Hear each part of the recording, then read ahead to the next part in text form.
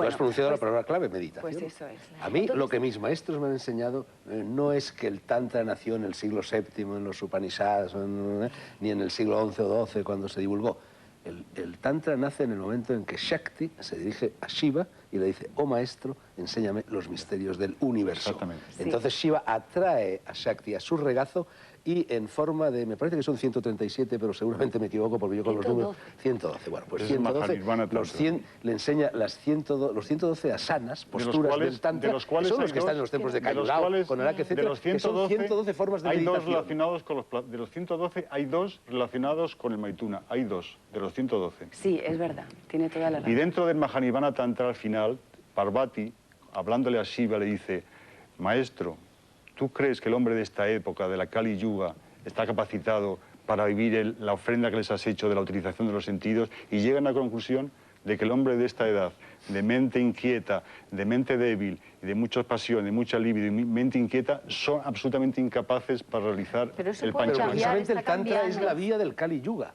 Eso es lo que nos dicen los maestros tántricos. Ahora, en la Edad de Hierro, en el Kali Yuga, en esta época de dispersión, en esta época de materialismo y todas estas cosas, la vía propia para la iluminación es mezclarse con el mundo. Pero solamente Parvati le dice a Shiva, no solamente en su acepción real es imposible, incluso en la manera simbólica, es decir, que tú no tienes una consorte, no tienes una Shakti, simplemente recuerdas el sentimiento de placer que has tenido y lo utilizas como manera simbólica, incluso eso, al hombre de esta época del Kali Yuga, de que ha desarrollado la mente muchísimo, pero de cuerpo débil y demasiadas apetencias, demasiada libido y pasiones, le es imposible realizar. ¿No crees que deberíamos...? Es adicto. ¿Y por qué es adicto? Porque cuando va hacia el placer es algo que se le corta desde pequeñito. Se concentra en el placer y no en el ser. En la sexualidad ha habido culpa. Si no hubiera habido culpa, en nuestra adolescencia hubiéramos vivido toda la sexualidad y luego lo dejas porque simplemente lo has vivido tanto. No se convierte en una obsesión mental. Cambiar la actitud hacia los sentidos y los placeres es el primer paso para su sublimación. Claro. Tú te das cuenta que hoy en día los hombres y las mujeres no saben cómo relacionarse. Pero yo creo que cuando tú hablas de los sentidos, hablas de unos sentidos desde la mente. Y sería importante reconocer que los sentidos están encarnados, están aquí, y que es lo que permite... La vida la recibimos a través de los sentidos. Y esos sentidos se encarnan en la cavidad sagrada, es decir, la vista se relaciona con el glande del hombre, se inserta con el cuello del útero de la mujer y así podríamos ir definiendo cada sentido. Quiere decir que para que ese ser yo lo pueda experimentar aquí como una realidad, tengo que estar encarnada. Entonces, cuando hablamos de los placeres, de los sentidos, todo eso está en la mente, no está en la realidad del cuerpo. Cuando yo estoy en mis jugos, quiero decir, yo estoy hablando... Todo sucede en la mente, obviamente, claro. Claro, pero yo estoy hablando que estamos encarnados.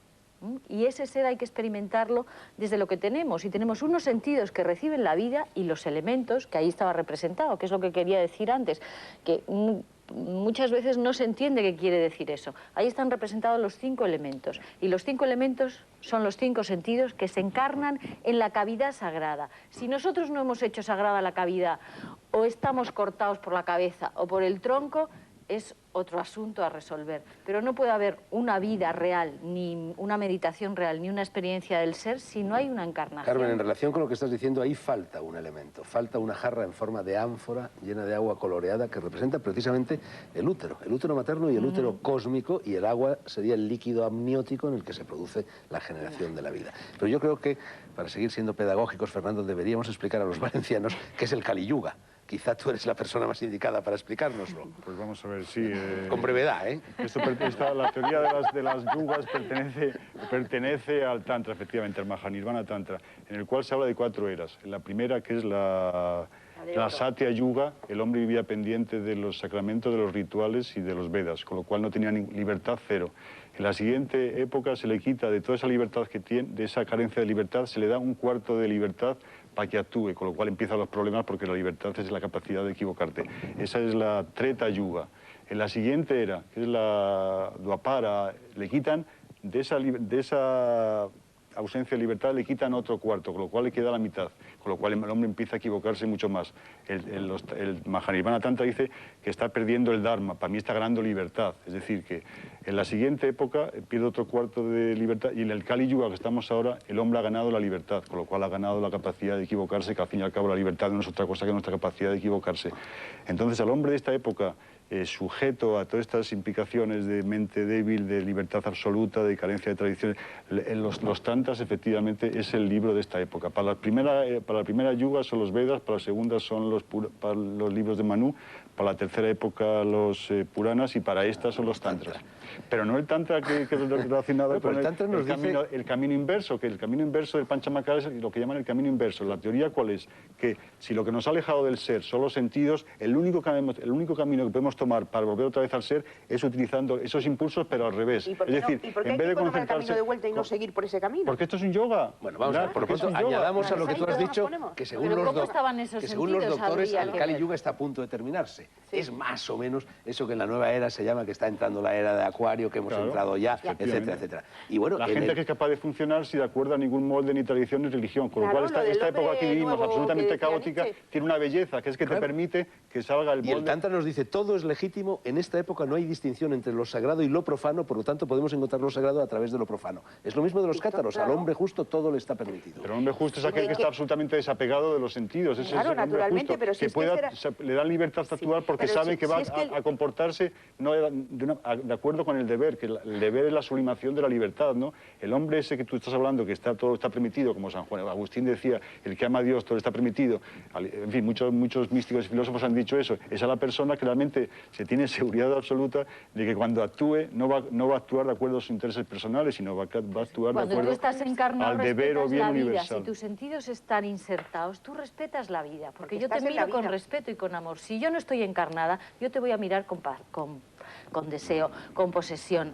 Y yo te voy a tocar... Al contrario. No.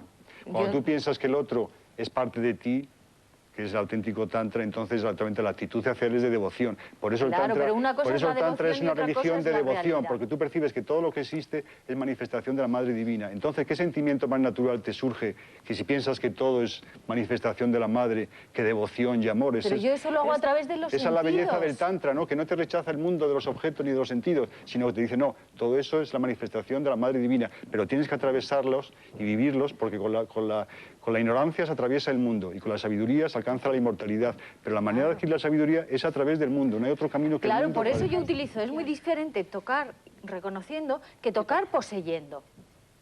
Y para mí ahí está la diferencia. Aquí reconozco, hay vida, hay una realidad, el espíritu se encarna, hay reconocimiento. Yo soy, tú eres y somos. Y aquí no hay nada más que esto para mí que yo lo quiero. Y estoy destruyendo la vida. Claro. Pero lo hago con los sentidos y con eso, con el gusto, con el olfato, con el tacto, porque no dispongo de otro herramienta. De una manera general, el problema no son disfrutar los placeres, sino lo negativo es el apego a los placeres. Es decir, esto es la belleza del tantra. Claro, pues lo cuento de una forma muy sencilla. Ponte un ser humano absolutamente relajado, ¿sí? No tiene ni deseo de agarrar nada, ni quiere negar nada, ¿sí? Entonces es un ser humano totalmente sencillo y relajado, ¿sí? Entonces este ser humano está viviendo la vida y la vida va atravesando, ¿no? Entonces la vida le trae una copa de vino, la prueba, dice, oh, vino. Y ve a la madre dentro de ella. No ve nada, siente... No sabe de madre. No sabe de madre, no sabe nada. El místico sí sabe de la madre. Yo te estoy hablando... Esto está empezando, es un místico. La conciencia, cuando realmente llegas a ese espacio de vacío, te da muchísima risa, porque te das cuenta que todos esos conceptos son solamente conceptos. Es como un bebé, tú eres un bebé, no conoces nada, todo es nuevo. Te viene un vaso de vino, lo pruebas. Ves el color, lo pruebas, ves el efecto que te hace. El vaso de vino se va. Tú no vas corriendo a buscar otro, no vas al supermercado, ni haces nada de todo esto. ¿Pero qué harías en ese caso? ¿Qué haces? Viene un hombre, se pone delante de ti, si eres una mujer o al revés, como tú quieras. Viene un hombre, se despierta algo en tu sistema y tú dices... Se acabó el tantra. Mentira, perdona. No es así. Se despierta algo y dices, ahí va.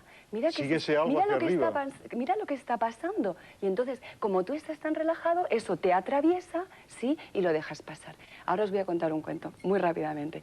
Eso es el tantra. No hay negación, ni hay nada de esto. Mira, hay 3 caminos. Te lo cuento, a lo mejor lo entiendes así. Es un arquero zen, ¿sí? Un maestro zen, y le dice otro, hay 3 formas de encontrar el camino, o de estar, por llamarlo de alguna forma. Una es, estás tan absolutamente presente, que sería el yoga, que cuando llega la flecha, la agarras antes de que te penetre, ¿sí? Eso es de lo que tú estás hablando. La otra, más o menos.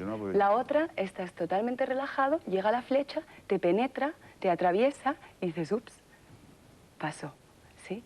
Y la otra es la que hacemos los seres humanos, que es lo que tú estás...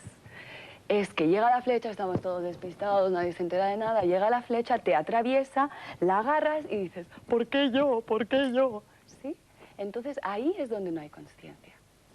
¿Sí? El maestro Shiva, que está fuera del tiempo, nos avisa de que el tiempo está a punto de terminarse. Fernando, yo quiero aplicar contigo ahora un poco el procedimiento de Sócrates, ironía mayéutica, y quiero preguntarte, para la vía de la renuncia al sexo, ¿tú tienes que luchar? ¿El yogi, el asceta, tiene que luchar para renunciar al sexo? La renuncia no es rechazo, es reconocimiento de todo tipo de placeres que te valen más la pena. Donde hay renuncia no hay espiritualidad ni mística. Tiene que ser que tu actitud, porque el sexo es una manera de compensar la dureza de la vida, pero la recompensa no solamente viene por el sexo, eso es su expresión más, digamos, de acuerdo con el tanto inferior. Están otros placeres, la amistad, la ciencia, el arte, el disfrute estético. Esa es la energía sexual transformada, que es la que da más placer. Ha salido del paso bastante bien. Te iba a citar a Osho, te iba a citar a Rajneesh, que te dice, no luches, porque si luchas desarrollas el ego. Claro. El Tantra también nos dice, acéptate a ti mismo. El Tantra también nos dice, en un periodo como este, en el Kali Yuga, no se trata de saber lo que es la luz, sino de saber cómo alcanzarla. Exactamente, ¿Vale? eso le interesa al Tantra. ¿Todos más o menos de acuerdo? Sí. Sí, más o menos. A un punto omega. Hasta aquí la discusión, el debate, las opiniones, la teoría, a partir de ahora, la práctica, el sexo sagrado. El amor carnal como sacramento del espíritu, la ceremonia del Maituna. Al fondo de esta casa, que es la de todos ustedes, en la habitación más secreta del Faro de Alejandría, nos esperan todas las sustancias prohibidas. Prohibidas en Oriente, claro. La carne, el pescado, el vino, el hachís o el alcohol, el centeno y el flujo del sexo. Si ustedes gustan, la invitación también incluye a las 4 personas que han venido a este salón principal del Faro de Alejandría para aclararnos un poco las ideas de lo que es y lo que no es la sexualidad sagrada. Mi gratitud a los 4. En cuanto a ustedes no se vayan, por favor, después del Maituna y de la publicidad, seguimos.